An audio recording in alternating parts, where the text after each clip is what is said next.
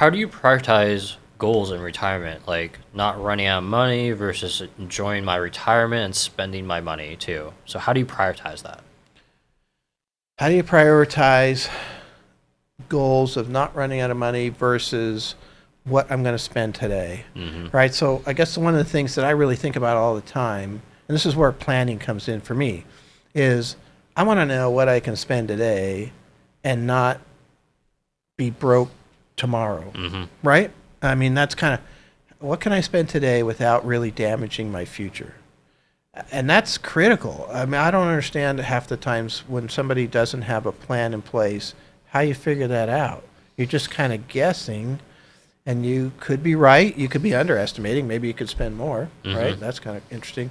Or you could be overestimating, and you're actually going to run out of money before you run out of time. So the one way that we always do that is basically through this Monte Carlo simulation. So I do have one I can share with you here.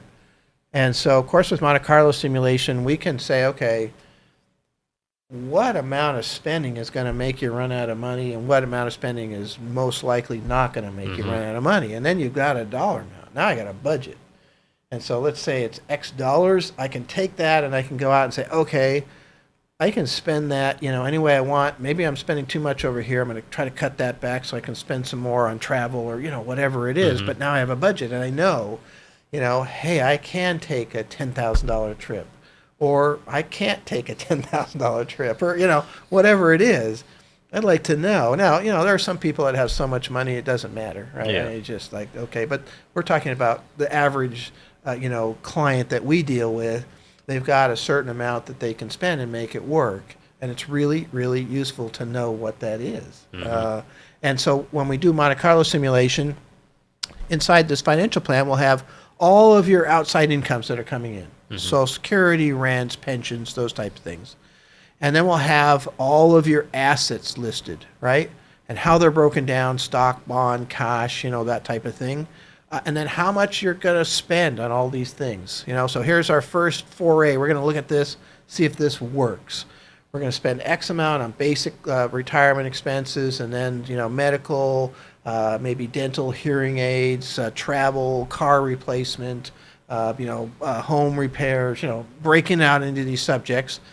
Okay, now we've got all that in there. That's our outflow. Does it work? Well, we basically then go to Monte Carlo simulation, and the computer will run through the plan 1,000 times based on incomes, assets, and outflows that we just put in there, and see, is it going to work? So, when we run it, we go up, push the button, and here it goes. Okay, so that parameters that we put in there came out at 48%, basically probably not high enough. I mean, if you didn't live very long, it probably works, but that's one of the problems is we don't know how long we're going to live.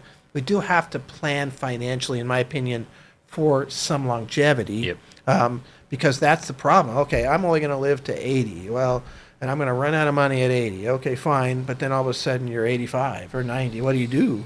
So that's where, there's some interesting issues on what ages to pick and those types of things. So we go back to the drawing board.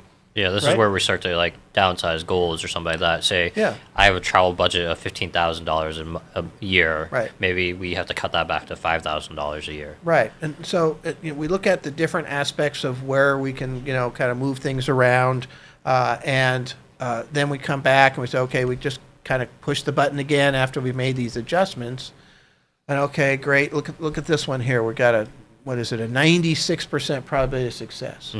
Okay, so that number, whatever it is, so maybe you can spend more than 5. If we just went from 15 to 5 on travel, maybe you can go back to 10. So, because one of the things for me, if somebody's trying to really maximize what they can spend today, I want to keep that number at around 85%.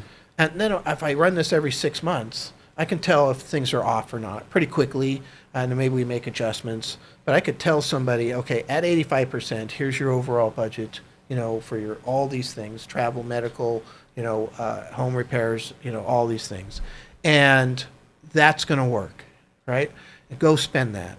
And then, 6 months later, we do it again. And we take a look, and and all of a sudden we shoot backwards to 75. Maybe we need to adjust. Or if it starts to grow, up to 90 again, maybe we can spend more.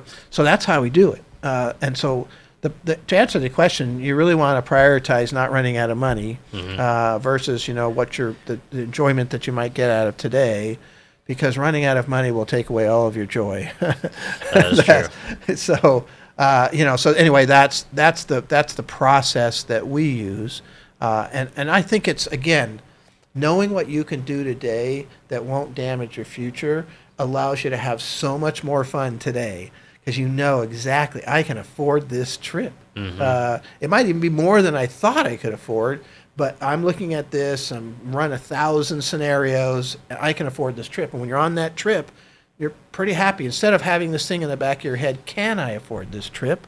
Can I afford this car?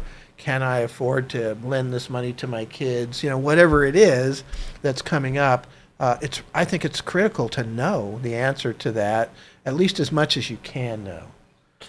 Helps. Yeah, and the nice thing about these goals is, like, maybe you want to change your goals in the sense that I want to retire a little bit earlier. Could we do that? And so how do we prioritize, those ages versus having enough income to do your lifestyle? Yep. And so you can do a lot of play with that. Yeah, that's right.